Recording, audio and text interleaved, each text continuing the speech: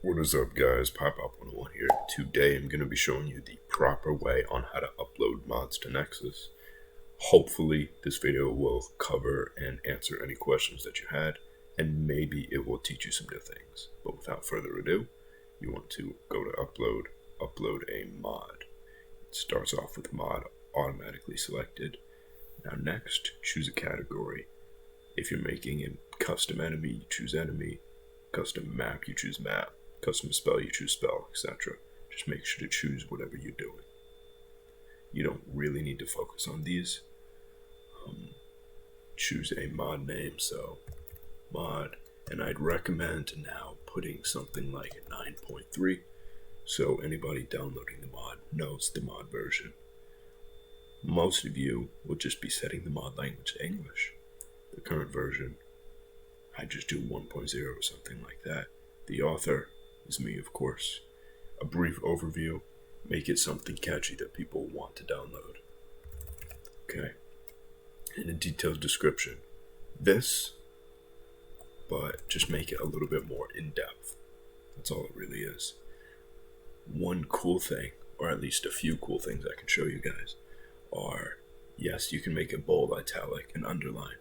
But if you highlight something and you insert a link to it, clicking on it will bring you to that link.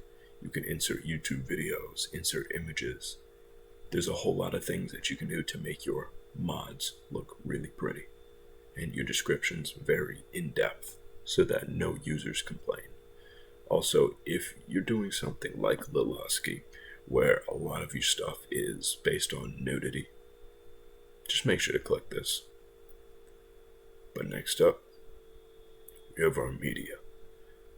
Definitely make sure to take either good pictures or videos of your mod so people actually know what they're downloading, because if you don't, they won't want to download it. Next, Readme File is optional, but one thing you need to do 100% is add a change log. Now, if it's your first release, you can always do something like initial release. That's what I do for my first version. But let's say there's a second version. So if I do 1.1, you want to let the people know what changed in the version. So for 1.1, this is what happened. 1.2, you can add something else, etc. So it's fairly simple. So if I hit save, now you see 1.0, 1.1. To actually see the changelog, what you want to do is go to view mod page, scroll down, and this is where you'll see the changelog, the permissions and credits, and your requirements. Next, these are all of your permissions for the mod. You can play around with these. I'd recommend just keeping the default settings. And if you'd like, you can allow donations to your files. But one thing for you guys that like to use other modders' work, or you download models from Sketchfab up here, make sure to credit it 100%. If it's not yours, credit it.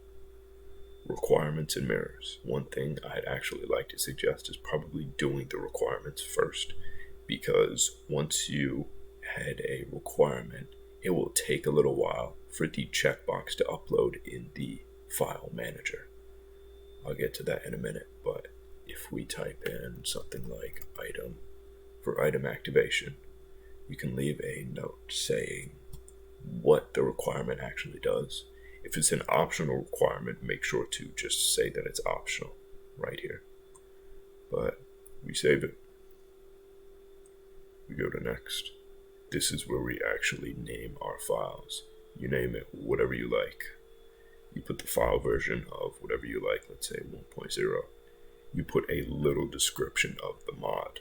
And I'd definitely recommend, if there are any requirements, definitely make sure to add the requirements in here so that people have a second or even third place to see what this mod needs, because people don't really read. And finally, if we go down here, what we can do is choose whether we remove the download manager button. This removes the vortex, and this one sets it as the main Vortex file. This is where you actually upload your mods. So if I go like this, and I just copy a mod, drag it in, easy peasy, it's uploading. And what we can do is save the file. Okay, now our mod has been saved and we've gone through everything. Articles really are not super necessary, so I'm not going to go into them because people can just comment under your posts. But one thing I would like to tell you about is if you go into Manage, Edit Details, this is where you have a bunch of options. So you can change your file name from here. You can change the version. You can change whether it's a main file, an update, optional files, old versions, miscellaneous, or archived. I'd recommend just keeping it between main files, optional, and old versions, just in case if people are rolling back or not. This is where you can change your description. And one important thing, the inform downloaders of the mods requirements before they attempt to download this file. Make sure to click on this if your mod has requirements. If not, it will not show up. So if you hit save, when we actually go into trying to download the mod file, go to files, we hit manual download. The mod requirements now shows up right here, and it tells you exactly what you need before downloading the mod. One thing to note is if you are updating your mod, the Nexus Mods bot will not show the updated changelog, the updated documentation, unless what you do first is you go to mod details and you change the current version to 1.2, let's say. So if we save that and we go back to our documentation, now if we type in whatever, we hit save. When we create the new file, the Nexus Mods bot that shows all the mods that pop up for Blade&Sorcery in our mod updates part of the Blade&Sorcery Discord server. This is what will show up for the new mods description instead of it just showing the initial release. So making sure you have the correct version is very important. So we've covered some good things for how to upload a mod to Nexus. Hopefully this has helped you guys. Hopefully this has taught you some new things. But with that, if you guys like this video, please leave a like, comment, and subscribe. It helps out the channel a ton and I'd greatly appreciate it. If you have not already, there is a link below in the description to my Discord server where you can learn how to make mods for Blade&Sorcery. You can get help, or you can just have a good time with the community overall. But with that, thank you for watching.